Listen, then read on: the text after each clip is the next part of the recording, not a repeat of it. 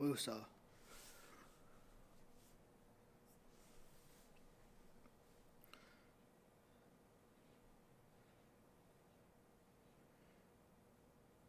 Earlier this week, I was just I was driving somewhere, and I was like, "All right, Lord, Friday's coming up."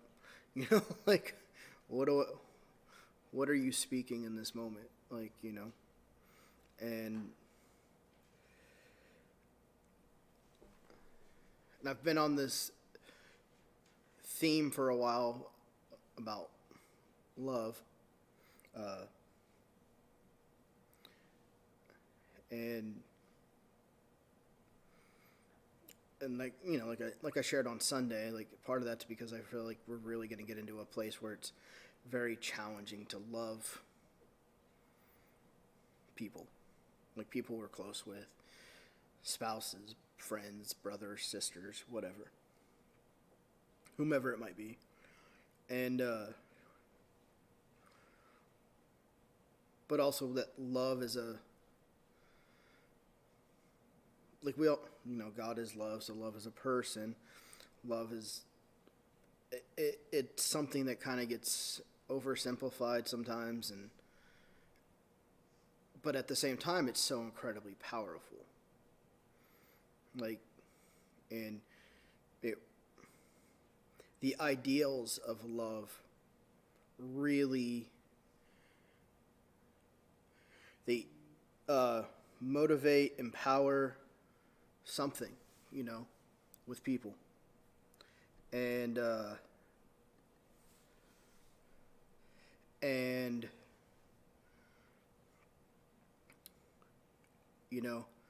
it's but it's a moving force. But I think sometimes, people, they hear, um,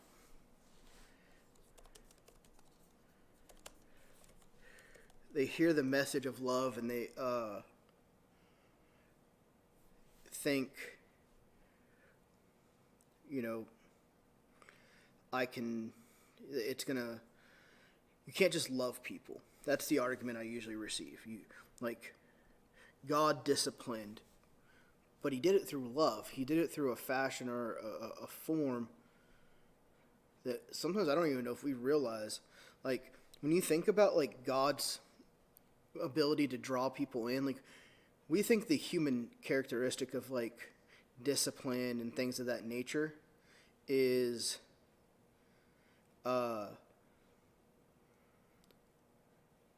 control, change the direction, the trajectory of that person, like their sails or something, and that we're going to guide them, we're going to move them, and all this stuff.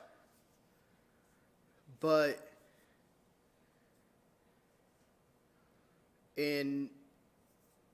that's not what love does. Like, when God's disciplining somebody, when he's drawing them back in, bringing them close to the chest again, what he's doing is, like, it's what leads people to real life change. What leads to repentance? That's a question. What leads people? He does it through his kindness, through his goodness, through his blessings. He draws us back in by being good to us. But our human our human way of thinking is restrict, constrain, contort. But God, on the other hand, when he's drawing people in, when people are needing correction or discipline, the way that we think about doing it is completely different than the way that the Lord ends up doing it. And so, one of the main arguments I get in the message of, when people hear me share or, like, read something I write, and they're like, you can't just love people and expect them to change. And that's absolutely right. You can't. You can't love people and expect them to change. Because that isn't love.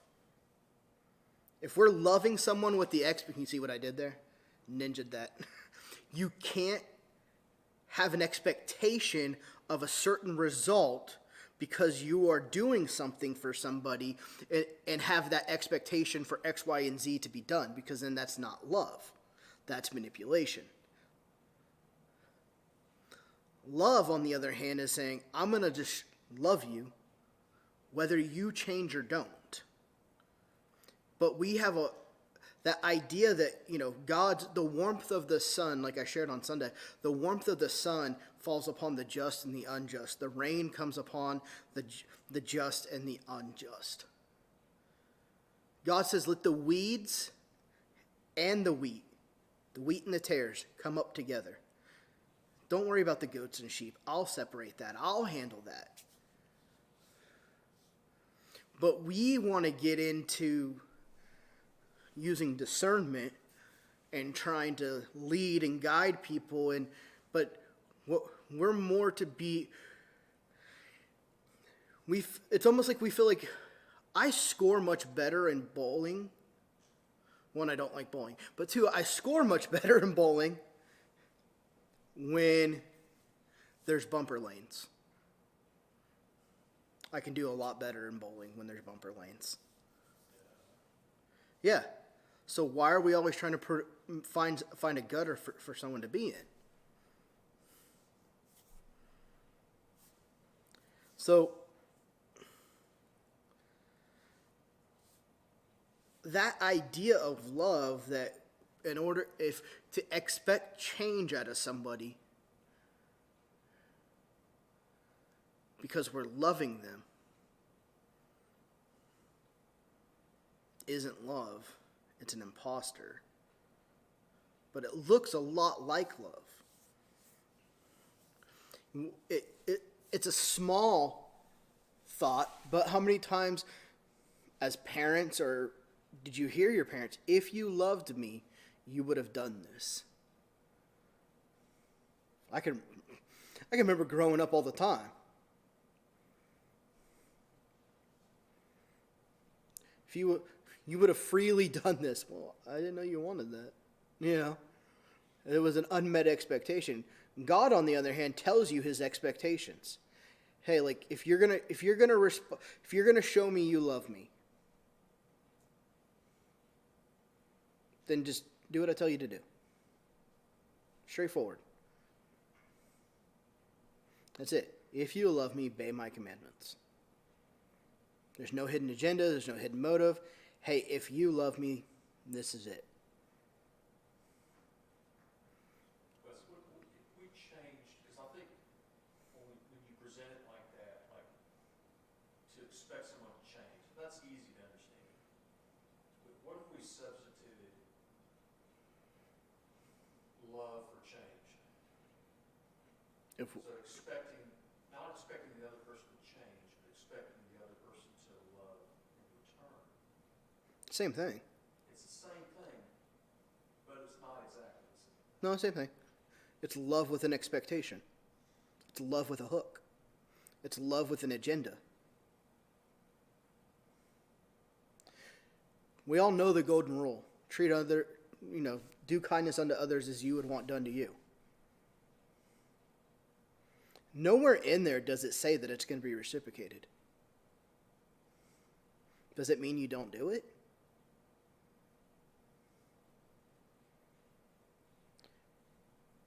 Before you ever chose the Lord, he chose you.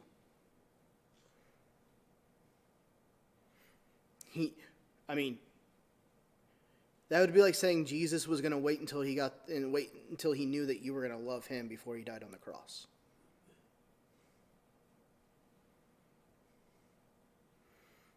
Married people, don't answer this, but something that when I come across people that are in that conversation, in that talk of getting married, one of the things I asked them, I'm like, so what's their most annoying trait? Like the most annoying characteristic? Now I want you to think about that in 20 years. Because if that doesn't go away, which there's a good chance it probably won't, it might actually get worse. Are you still going to love them? Because if you think you're going to be able to change them because you're now married to them, that's not love. But if you're willing to say, you know what, I'm going to love you regardless if you squeeze the toothpaste from the middle of the tube.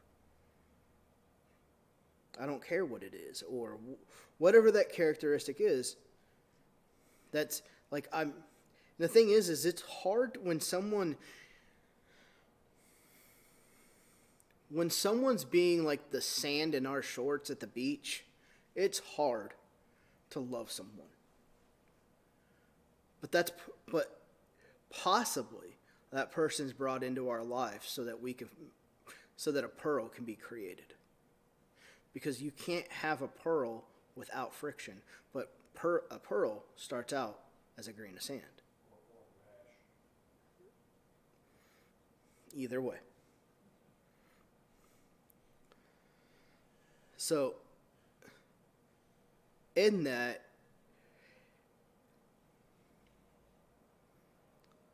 part of it is producing death in ourselves. And we don't like that. We don't like that dying thing. It's not fun.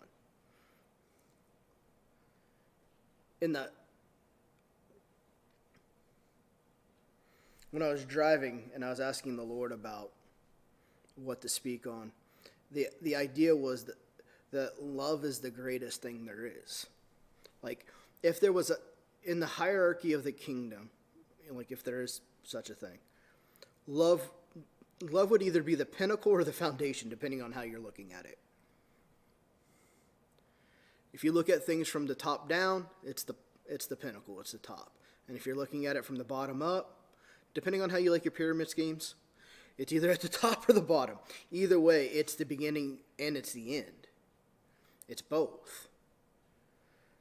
And it becomes a driving force. Like, I shared on Sunday that part of even what I go through is this something love would speak? Not just because I have a ministry called Love Speaks, but like, is this something that love would actually say to somebody or a group of people? I think about that every single time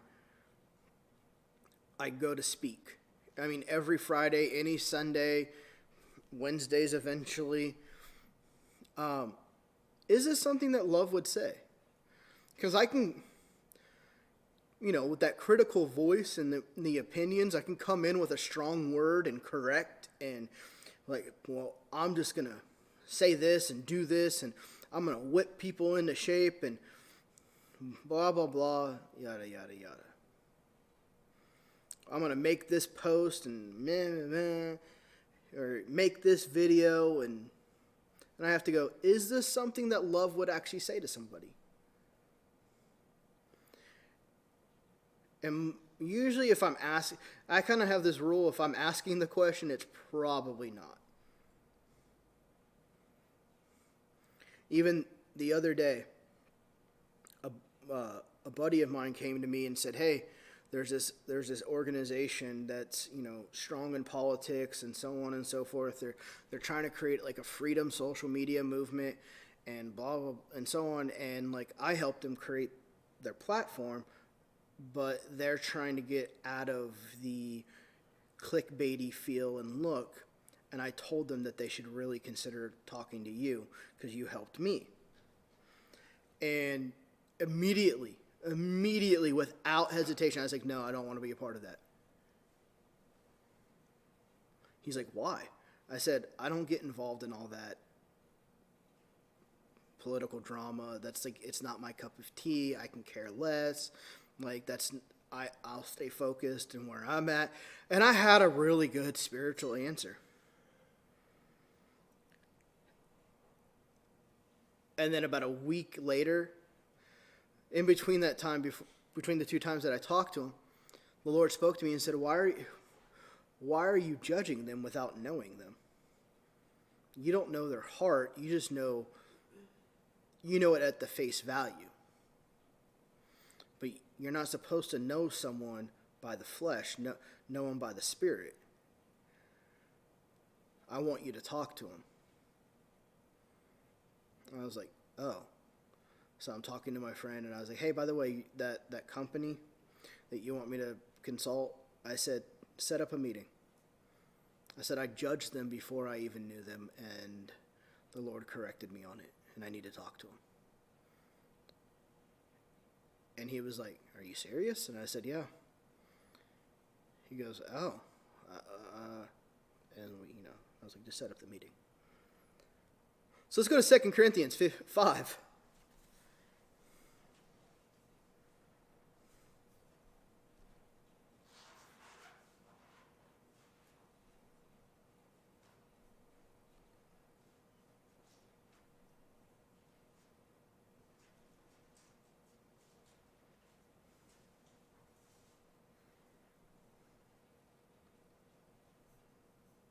2 Corinthians 5, starting in verse 14. And I'll be reading this from the Message version. Christ's love has moved me to such extremes. His love has the first and last word in everything we do. So this is Paul talking to the Corinthians, and he's referring back to himself. And before that, he says, if we're out of our mind, it's for the Lord. But if we're being serious, it's for you. And so he goes, and then our firm decision. So the main emphasis here, his love has the first and last word in everything we do. So that means even in the heat of an argument, and your veins are popping out of your neck, and some people have the vein that goes through their forehead, makes them look like Harry Potter. You're angry, Harry. But I don't know anything about that. And our firm decision is to work from this focused center. One man died for everyone. That puts everyone in the same boat. He included everyone in his own death so that everyone could also be included in his life. A resurrection life. A far better life than people ever lived on their own. So here they are, they're telling, hey, the love we have experienced through Jesus and what he's done for us has the first and final word in anything we do and say. Imagine how much different it would be when we factor in the love that actually was put on display in the Mountain of Skulls, in everything we do. All the good, the bad, and the ugly. What if?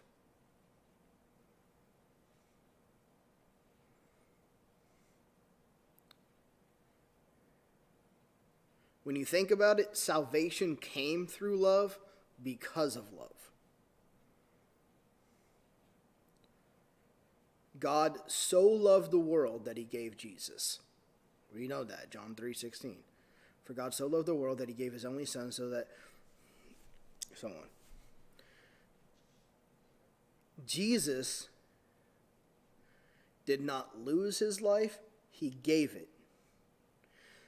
So the question I would ask you guys, in the heat of a moment, what are you giving your life to? Are you giving it to resurrection, or are you giving it to death?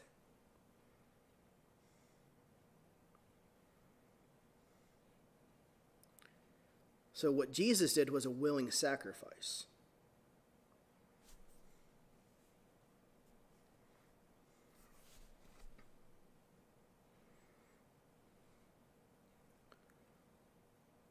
John 15:13 says this.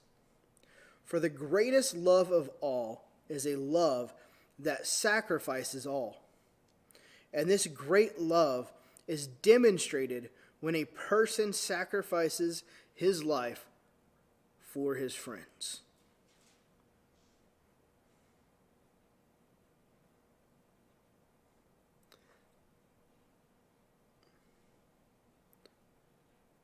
As I shared on Sunday, without having to dive into the Greek, when it talks about laying down his life for his friends, I could probably put money on the fact that he's not just referring back to the people that like him. That he's giving his life even to the people that are trying to kill him, that hate him, that make him irritated, that the reason why he's on blood pressure medicine, or whatever it might be.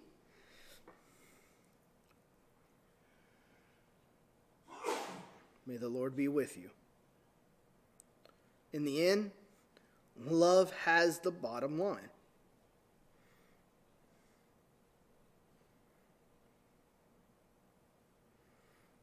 But let's look at it let's reverse engineer it a bit.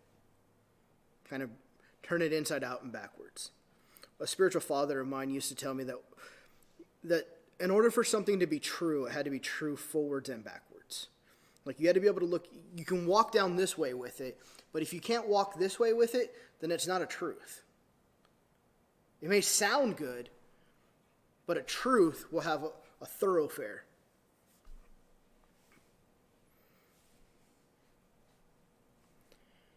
First Corinthians 13, verse 13.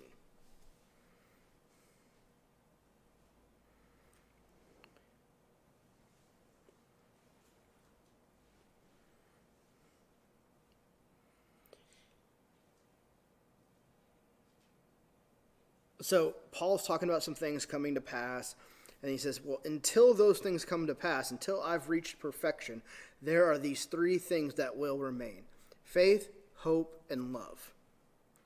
Yet love surpasses them all. Above all else, let love be the beautiful prize for which you run after.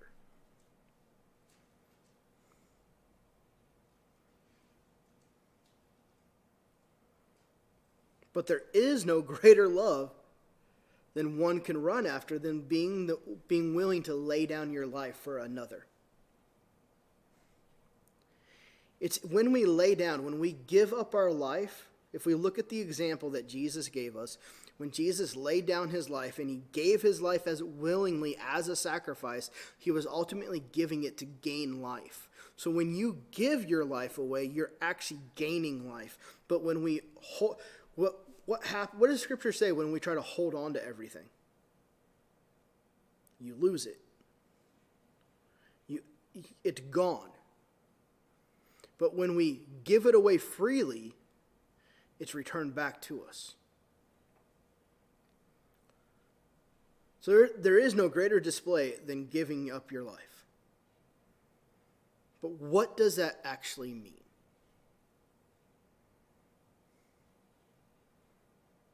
And that's a question. Like, what does it mean when we talk about giving up our life? What does it really mean? Is it giving up time?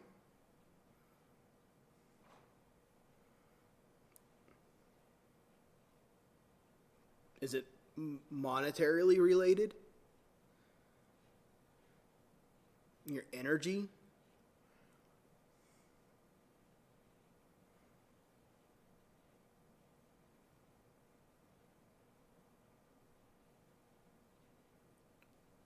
Like,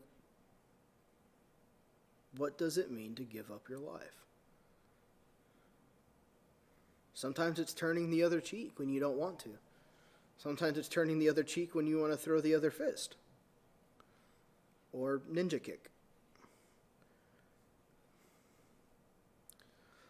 Sometimes it's letting someone in on the freeway, even though they are already displaying bad driving habits.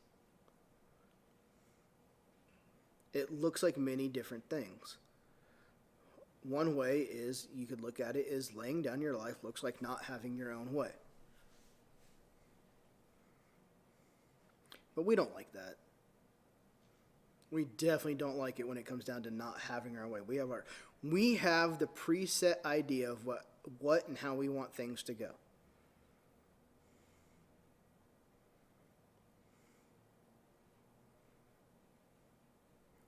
And if it doesn't happen the way that we think it should go, all of a sudden now it's the enemy.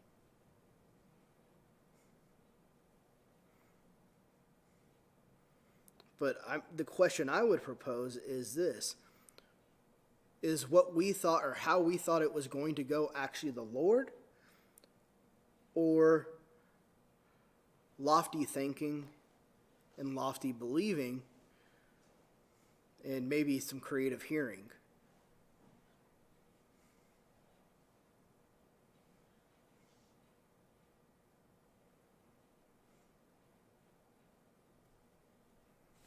Not all that fun. Let's look at Ephesians 2, verse 8.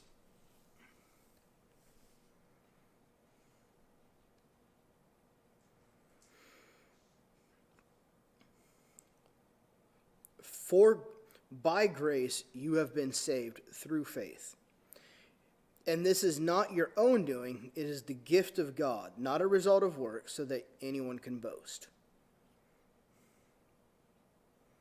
Now let's hop over to Galatians 5:6. When you're joined to the Anointed One, circumcision and religious obligations can benefit you nothing. All that matters now is living in faith, in the faith that works and expresses itself through love.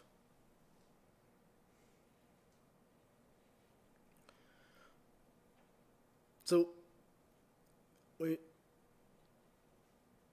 I said earlier that one, love as the bottom line. Two, even salvation comes through love. And we often quote Ephesians. You have been saved by grace through faith. But faith works by and through love. So you can't take love out of the equation of salvation. So love is ultimately what saves a person. Because it was also love that caused the Father to give the Son. And it was love that he had for humanity that caused him to willingly give our life and put it on display of what love really looks like by laying down his life willingly. So if we don't have love, what do we have?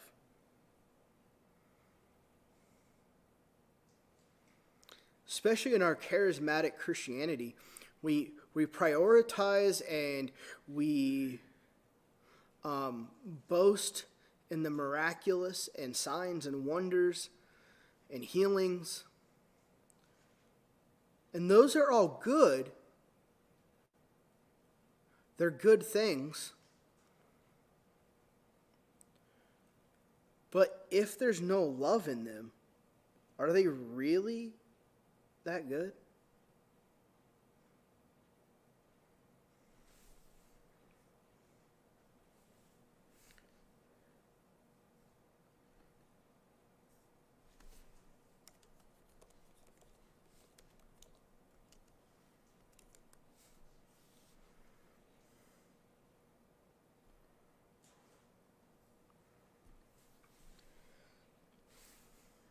Let's go back to 1 Corinthians.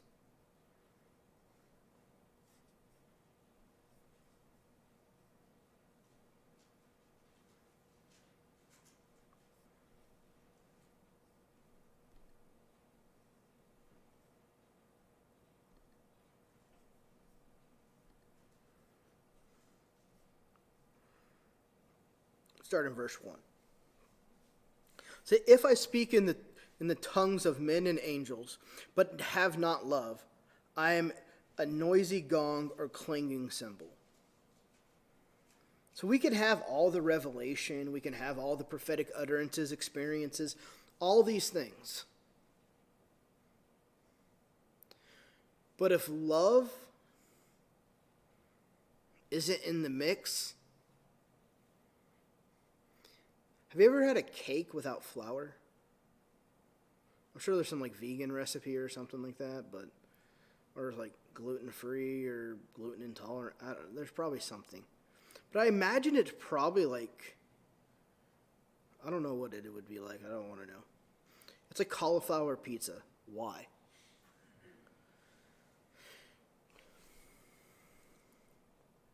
If I have prophetic, gotta love the English Standard Version. If I have the prophetic powers and understand all mysteries and all knowledge, and if I have all faith so as to remove mountains, but have not love, I am nothing.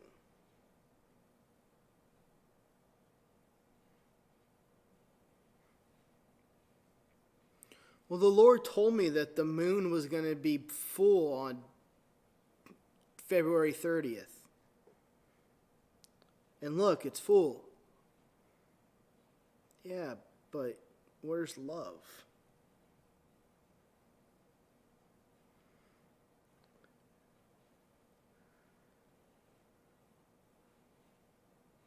Even if I'm right about something but don't have love,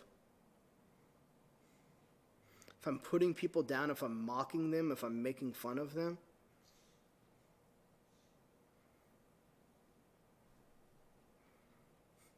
even if I'm right, it's just the opportunity to reveal the Lord is missed. It now becomes information. It's just knowledge.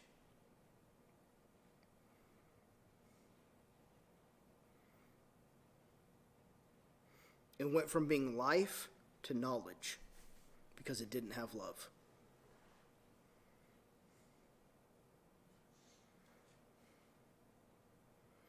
If I give away all I have, and if I deliver up my body to be burned, but have not love, I gain nothing. So in all this, you can do all this miraculous stuff. You can prophesy your pants off. You can move mountains, raise goats, whatever it is. Give away everything. Quote Mother Teresa. And talk about love all you want.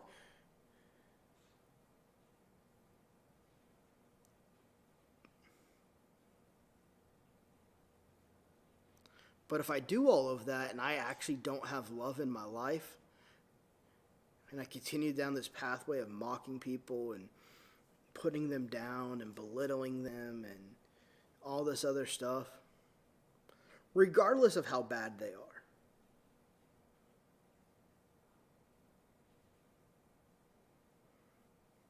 we want to think it's okay because we say the election was stolen. We say that he's not my president.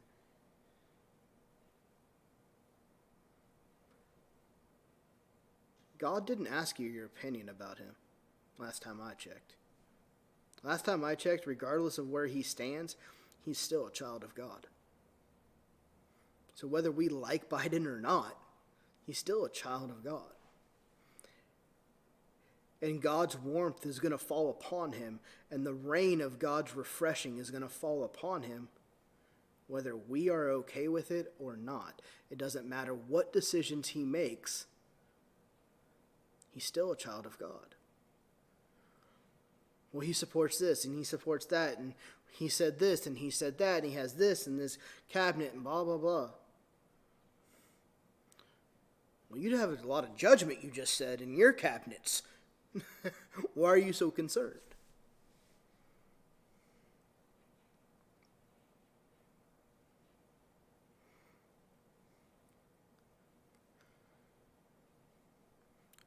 and I don't say this to condemn anyone or even try to convict anyone, but for me, the Lord's like, you can't follow any political satire anymore. You can't laugh at them and love them at the same time. And I was like, I can't? Okay. And so I just went and unfollowed all the political satire. Because I can't have that criticism and that judgment in my heart and love at the same time.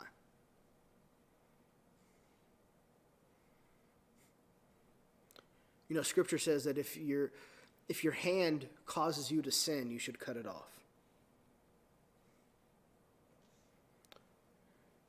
But what if it was your opinion caused you to judge? Cast it out. How many opinions would we have?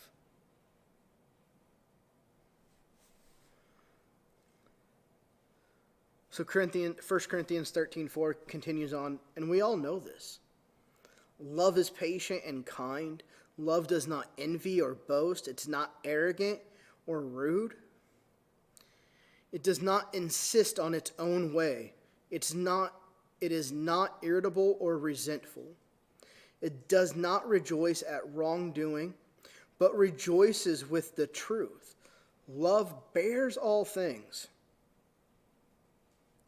Love believes all things, hopes all things, endures all things.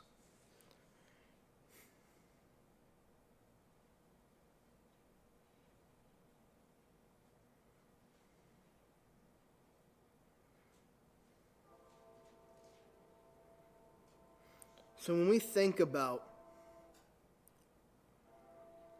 if we begin to divide this a little bit, 1 Corinthians 13:4 through 7, and we divide it, we section it out. Love is patient and kind. Love does not envy or boast. It's not arrogant or rude. It does not insist on having its own way. It is not irritable or resentful. It does not rejoice at wrongdoing, but rejoices in truth. Now, let's break away from that. That's 4 through 6. Let's look at verse 7. But what if it was in this context? When you're dealing with others who may be rude, who are not patient, who are not kind, who are boasting in their rightful and arrogant in their own ways, that they insist on having their own way, and they make you irritable and resent being with them or around them or hearing them, and they look to point out your wrongdoings and don't rejoice in the truth. However, you bear all things. You believe in the good of all those things. You hope for the best outcome in all those things. And you endure all those things. Why? Love never ends. God doesn't end. God is the Alpha and Omega. He's an infinite loop. He's an infinity loop. As for prophecies, they will pass away. As for tongues, they will cease. As for knowledge, it will pass away. For we know in part and we prophesy in part, but when the perfect comes, the partial will pass away. But we got to understand, this is in the context of love. Many want to talk about when the fact that when Jesus comes, that's how it's looked at. When Jesus comes, all of this will pass away. But Jesus already came in the earth. So what Paul is telling the Corinthians at this point, he's saying, listen, when you really begin to walk in love, you won't have to depend on a gift per se. You'll actually walk in the fullness of God because you're walking in love. You're walking in complete wholeness. So it's not necessarily a prophetic gift at that point. You're walking in unison with the voice of God, with the mind of God, and you're speaking that out into somebody's life. Partiality will fade away. You'll be in unison with the Spirit of God. And as for knowledge, you'll no longer have partaken in the tree of knowledge. We always kind of limit it. We always kind of come back to the tree of, we emphasize on the evil aspect, but it's the tree of the knowledge of good and evil. And we always think evil is the real evil, but good is the actual worse evil, because good makes it sound like it's okay, but it's not God. Would you rather have a full brownie or a diet brownie? Full brownie, because it's going to taste better. Do you want to eat something that's full of life, or something that's kind of full of life? Because good is kind of full of life, and it creates a deceptive mentality of thinking that you are walking in the things of the Spirit because it's good. But it's not God. It's not life. It's that idea, that false idea, the fallacy of love. Well, if I love them, they should change. No. I just love them, no matter what's going on. Them changing is not a requirement for me to continue loving them. Them breathing, not even that. Because when that ceases, you speak of them well. You love them. So love never ends. As for prophecies, they will pass away. Tongues, they will cease. As for knowledge, it will pass away. For we know in part and we prophesy in part. But when the perfect comes, the partial will pass away. So the partiality of how we live, the 1 foot in the Spirit and the 1 foot in the flesh mentality in which we walk through life, will pass away, and we'll be walking in the fullness of God as we walk in love.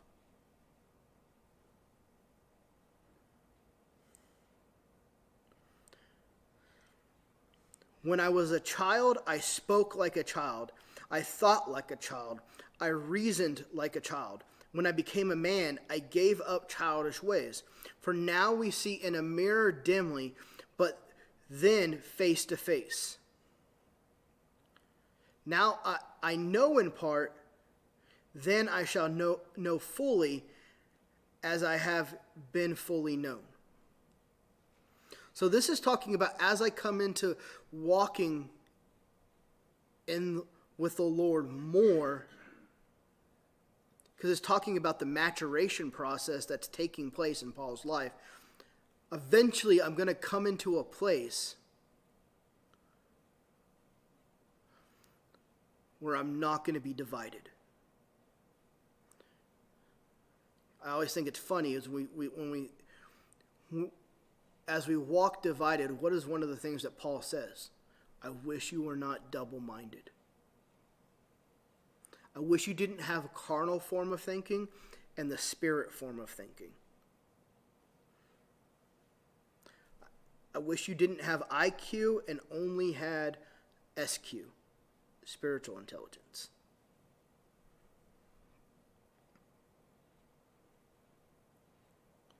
So now, faith, hope, and love abide. These three, but the greatest of these is love.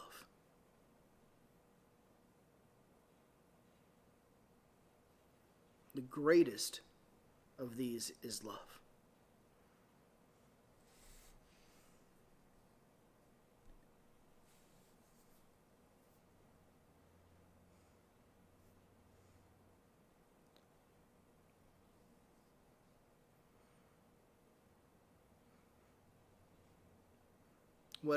Whatever we end up facing,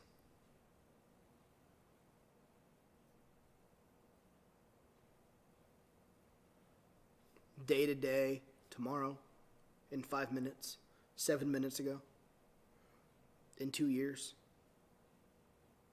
let love have the beginning and the end of it. I would even say, pose the question to yourself, is this something that love would speak? is this something that love would do?